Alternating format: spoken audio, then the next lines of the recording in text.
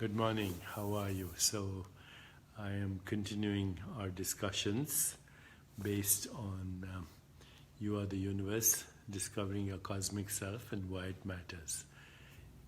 Thank you for your support on this book, which is now in its, I believe, 10th printing. So, it's obvious that there's a great interest in discovering our cosmic self. And your questions can be sent to Jiyo, Jiyo, .com. So the correct email address is info, I-N-F-O, at jiyo.com. So once again, my email address is info, I-N-F-O, at jiyo.com. info@jiyo.com. While you're at it, please download the app, jiyo.com. You can get it on your computer as well, and then join us so we can reach that critical mass of 1 billion people working toward a critical mass of consciousness for a more peaceful, just, sustainable, and joyful world. So please join me at Jiyo as well, the app, the internet for well-being. And once again, thank you for supporting You Are the Universe. So today I want to talk to you about something that's been on my mind for a long, long time, but I think we are ready to talk about it now, and that is, what is identity, and how do we redefine our identity so we can move to the next stage of our evolution, which I'm calling Metahuman, and then even beyond that to ultimately experiencing that which is called the cosmic self. Jennifer says Jiyo is fun. Thank you, Jennifer. Okay, so let's talk about how identity is created in the first place. All identity is a result of conditioning. I'll say that once again. All identity is a result of conditioning. So a baby is born. Then at that moment the baby is just a bundle of joy, experiencing itself as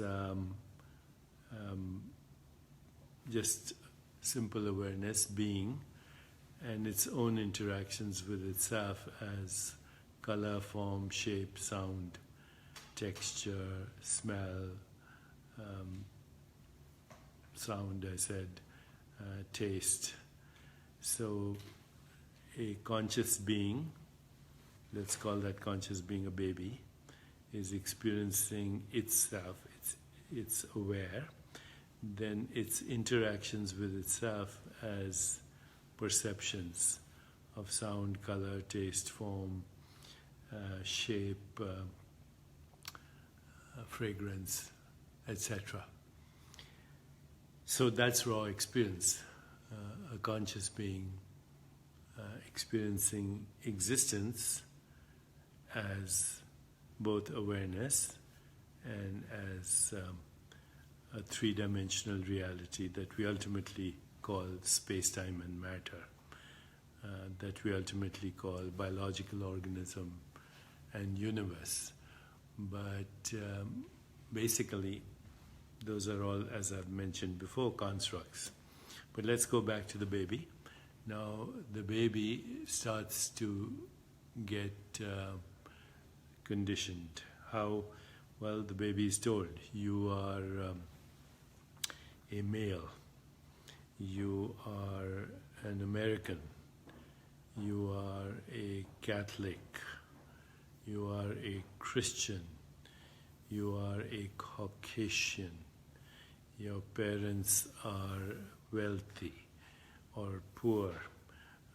The parents have such and such job. America is one of the greatest countries in the world. I'm making all this up, but you get the point. So by the age of 2 or so, even with rudimentary language, the baby has an identity, a gender, a race, a religion, a nationality, even an economic identity. Even an economic identity. Okay? And this identity then labels experiences and perceptions as the objective world.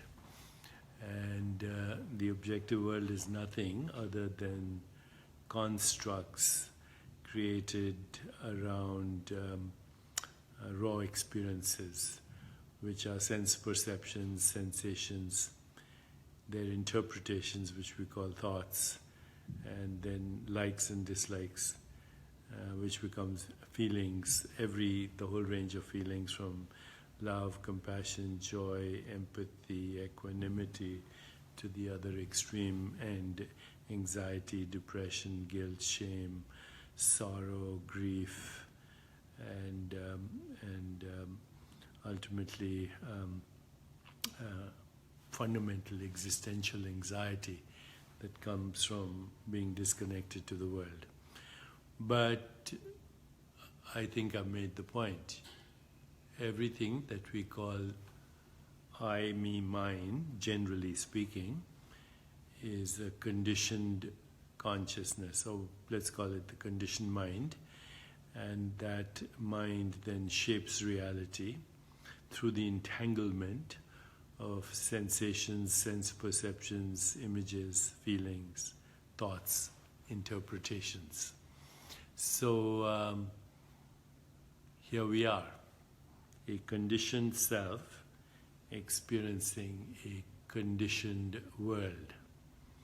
Now, how do we actually redefine this identity of the conditioned self? How do we expand the identity of the conditioned self to metahuman and then ultimately to cosmic self? Okay. So let's explore that. Give me 15 seconds and I'll be back, and then we'll go that. Debbie says, I can't stand his voice. It goes through me. Debbie, please explain what that means. I'm totally confused. Okay, see you in 15 seconds.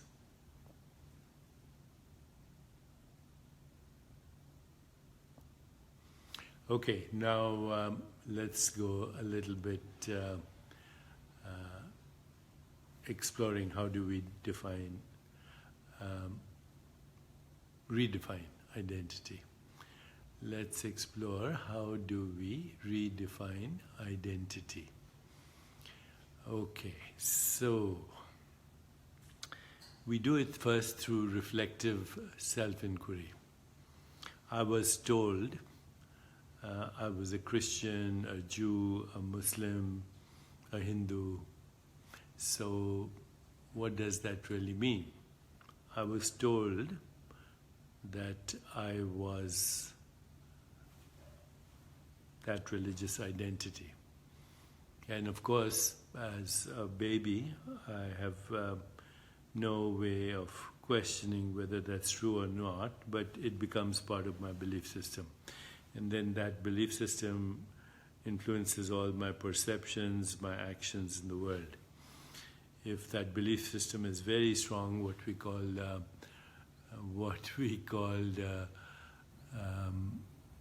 fundamentalist belief, then I could end up being a fundamentalist Hindu and hating Muslims and being as violent as anyone else, but just maybe with a vegetarian lifestyle.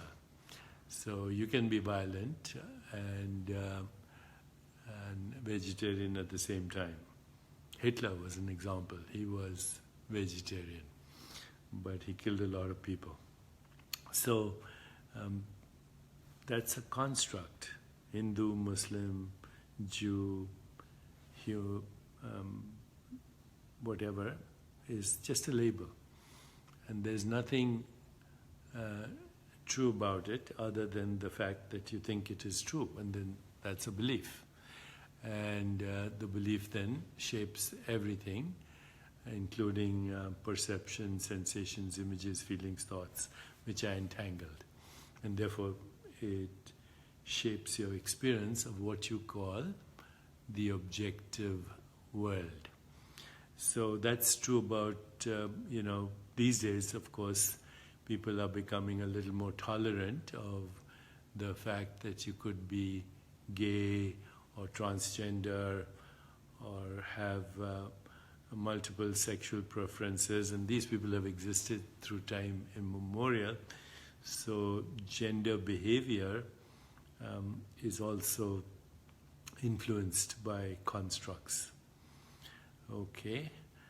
What about other constructs that you have? One of the most convincing constructs is that there is a material world. And of course, what we call the material world is an interpretation of sense perceptions, which are activities in consciousness.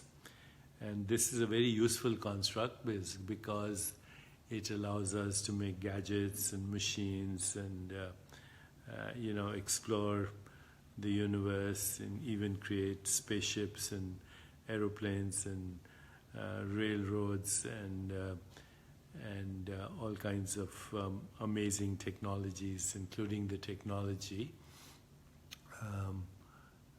Lisa Health says defined construct. I will.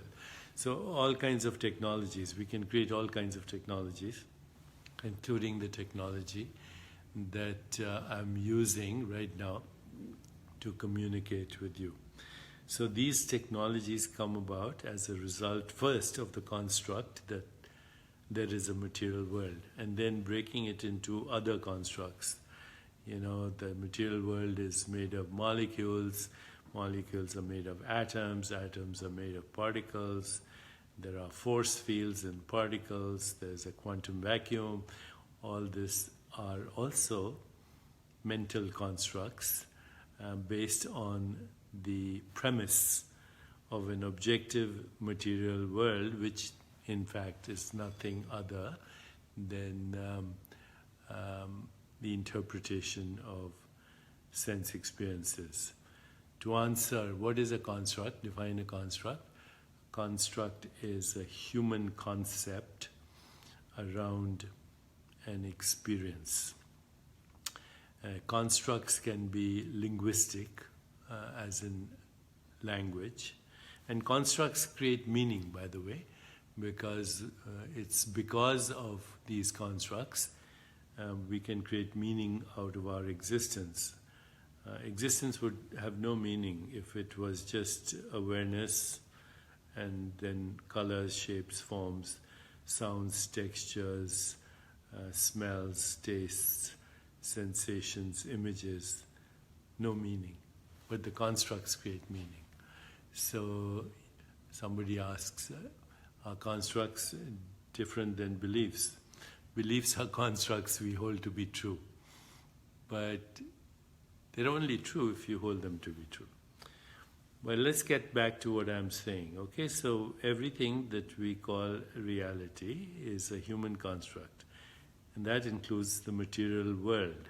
It's a human construct. There's no such thing. If you think there's a material world outside of experience or outside of consciousness, then that's another belief.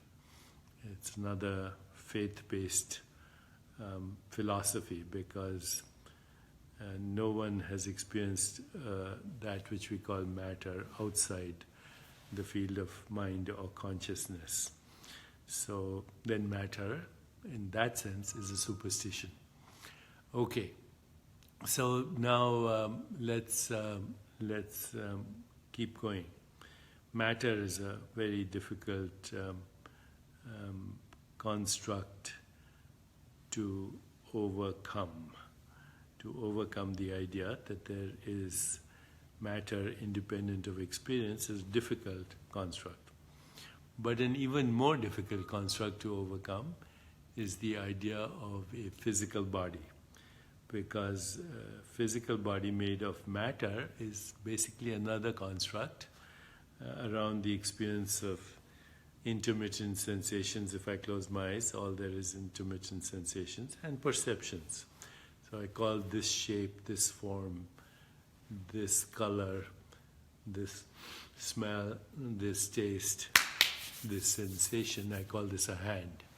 And I call the rest of this a body.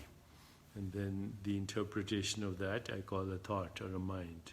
The liking or disliking of that I call a feeling. But the body and the mind are also constructs. So now this becomes very interesting. As we get rid of our labels, I'm Hindu, I'm Jew, I am American, I'm Indian, I'm Chinese, I am male, I'm 71 years old, I am a body, I'm a mind, I am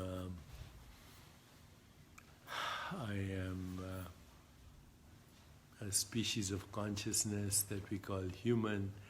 And now, as I slowly unravel, get rid of these constructs, and then I have access to another construct which is called non-local reality. Non-local reality, which means that reality is actually not in space-time, that even space-time and matter are human constructs. Based on our interaction with each other, we have created this experience, and we call it space-time and matter. So non-locality is actually where all experience happens. You're having this experience right now.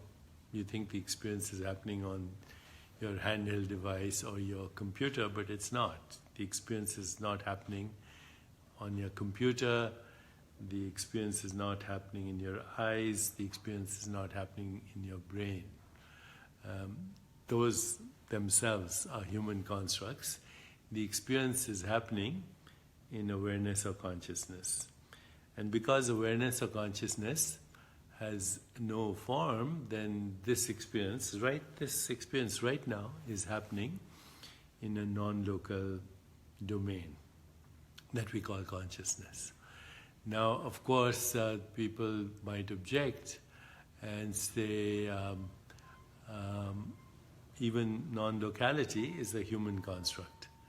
Yes, when I speak the word non-locality, it's a human construct.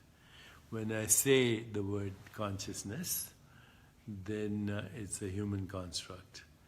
When I say the word awareness, it's a human construct. But let's say I relinquish the need to say it and abide in silence, as Rumi said. God's language is silence, everything else is poor translation, which we're calling a construct. Then what do I experience? I experience awareness. I'm using a word. I experience existence. I experience being. I'm using words because we have to use words right now. Okay? But fundamental reality is just being, experiencing itself. As we move towards this non-local dimension, then we start to navigate in non-local domains, what the Eastern wisdom traditions have called the siddhis, supernormal powers. Supernormal powers. remote viewing, remote healing, extrasensory perception, psychic abilities. I don't like these words, psychic abilities, but I'm using them now to talk about dormant potentials. Somebody's saying you're again talking nonsense. Yes, I'm talking nonsense, that which is beyond sensory experience normally, extrasensory perception. Since time immemorial, people have had these experiences called the siddhis, the riddhis. They are basically the awakening of non-local dormant potentials that exist in consciousness. Dark matter is another construct, somebody said. Yes, it's just a mathematical construct to explain gravity, which is another construct for a mode of knowing.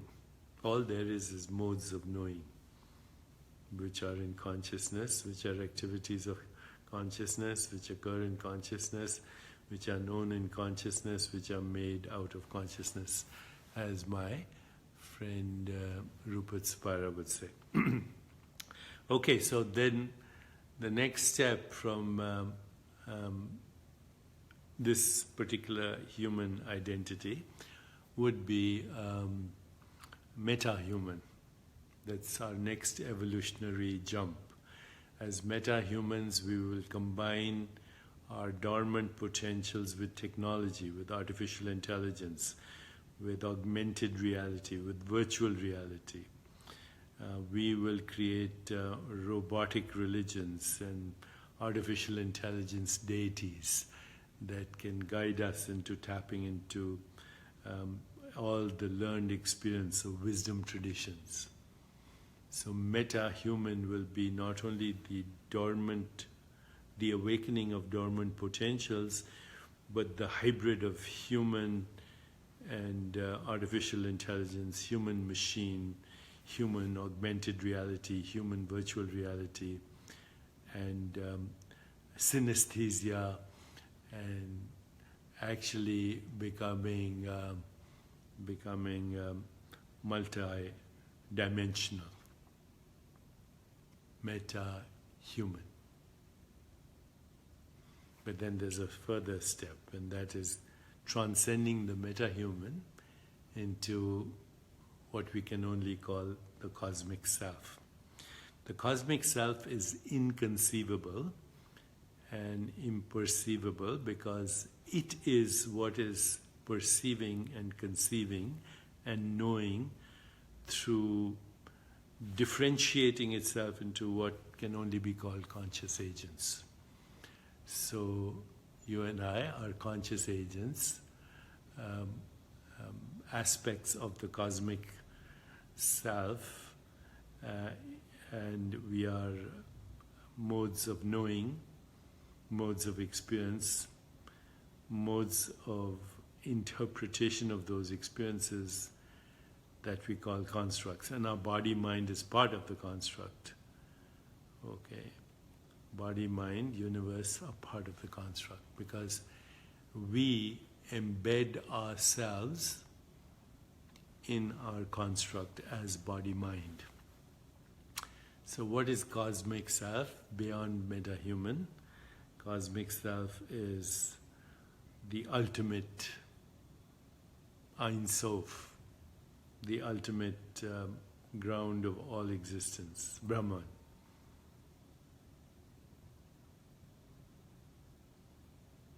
If you want, God. If you want, Ein Sof. It doesn't matter what the word is, because the word is a compromise. That's the ultimate cosmic self that can differentiate into innumerable modes of knowing, innumerable objects known, and innumerable knowers. So let me show you this experiment now. Is my finger feeling my thumb, or is my thumb feeling my finger? And what is creating the sensation? So if I close my eyes, all I have is a sensation. All I have is a sensation. If I open my eyes, then I have constructs. The finger is feeling the thumb. No. It's the thumb that's feeling the finger. So this is the knower, this is the knowing, and this is the known. But we can reverse this. This can become the knower, this is the knowing, and then this can be the known. Okay, you can say seer, seeing, scenery, observer, observation, that which is observed. But all three are experienced right now. If I don't have any labels, the only label I can give is sensation. So there is only sensation. Okay? There's only sensation. There's only seeing.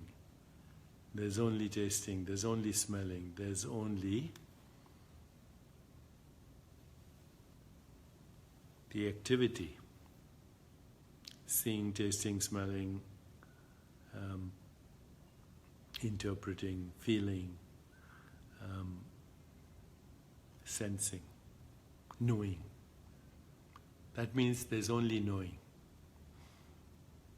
There's only knowing.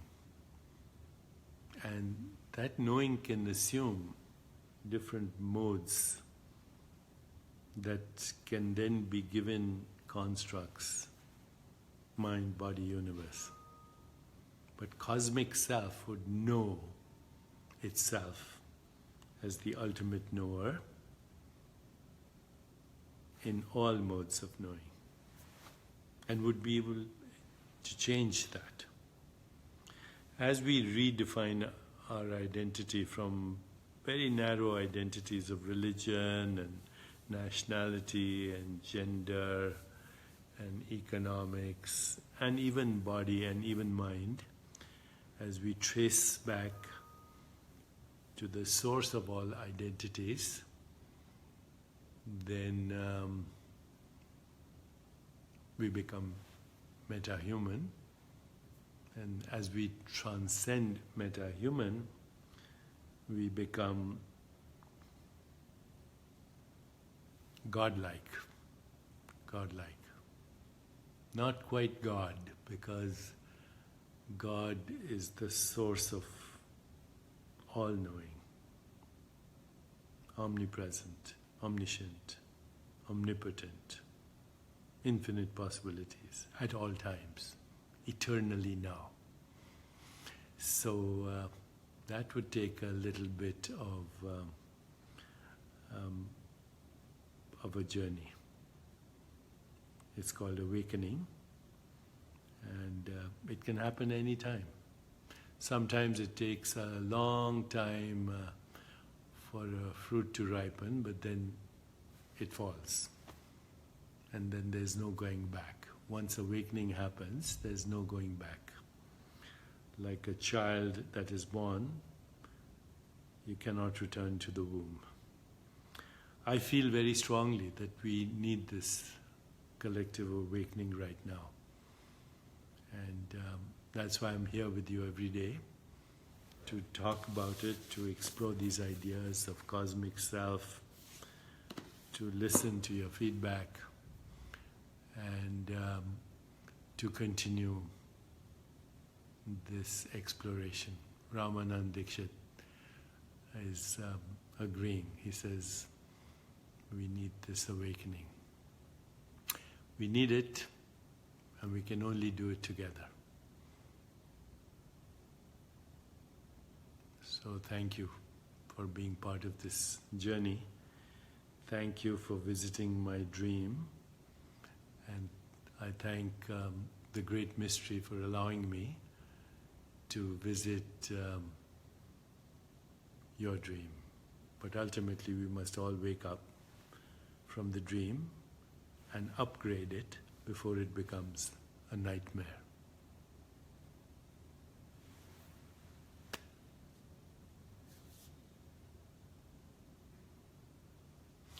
you're it. And that alone is